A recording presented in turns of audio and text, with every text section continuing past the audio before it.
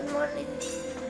Finally, It's it our is our Jubilee. See you later. धेरै दिनदेखि पर्खिरहेको jubilee चाहिँ आज है। अनि यहाँ हाम्रो पास्टर हुनुहुन्छ जो मेरो बेना है। अनि यहाँनिर युथहरू मर्निङमा उठेर काम गरिरहेको छ। डेकोरेसनहरू पनि सबै कम्प्लिट भएको छ। चेयरहरू अरेन्ज गरिरहेको छ। बेनालाई बेसी गरम लागेको छ। यो चाहिँ लन्चको लागि सबै प्रिपेयर गरिरहेको छ। अनि मैले चाहिँ यहाँ नानीहरूको कपाल बनाइदिनु परेको छ किनभने यहाँ चाहिँ कोरियोग्राफी गरेको छ। अस्तिदेखि सिकाइरहेको कोरियोग्राफी चाहिँ अब फाइनली गर्छ आज है।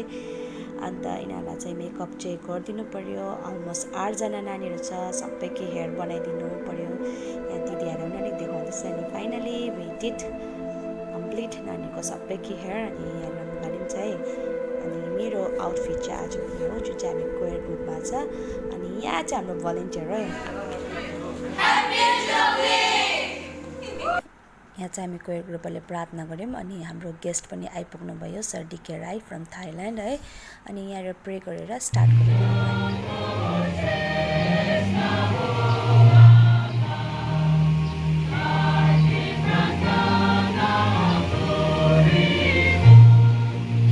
यहाँ सरले चाहिँ हाम्रो मेमोरियल स्टोन ओपन गर्नुभयो है।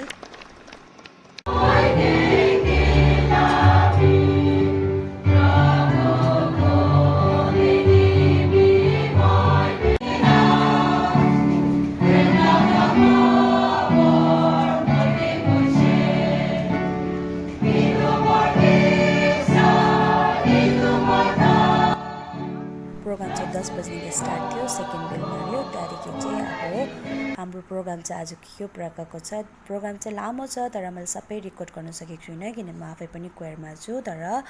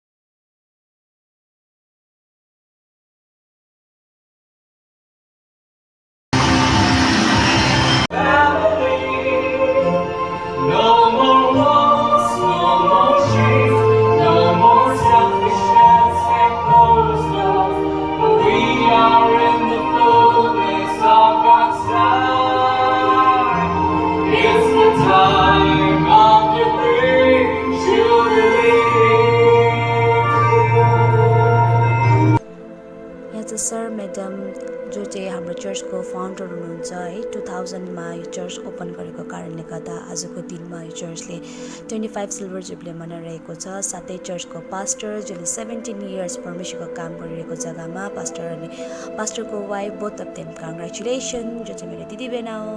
अनि यहाँ बाहिरबाट आउनुभएको पास्टरहरूलाई पनि वेलकम गरिरहेको छ।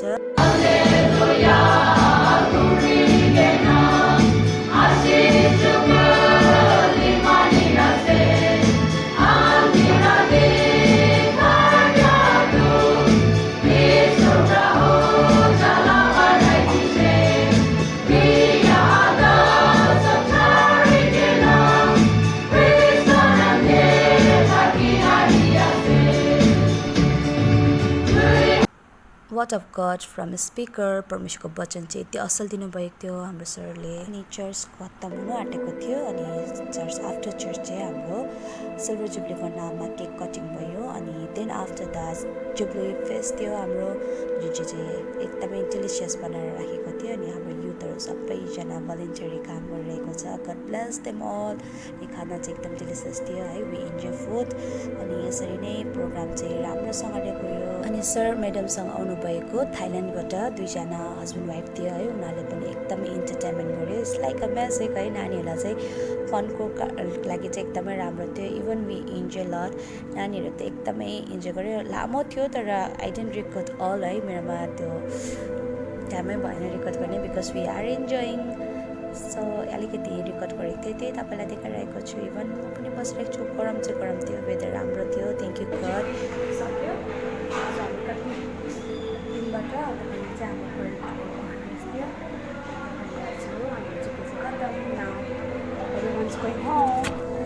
यति वर्षदेखिको पर्खिरहेको है जुब्ली एकदमै राम्रो भयो। वेदरहरूको लागि हामीले प्रे गरिरहेको थियो।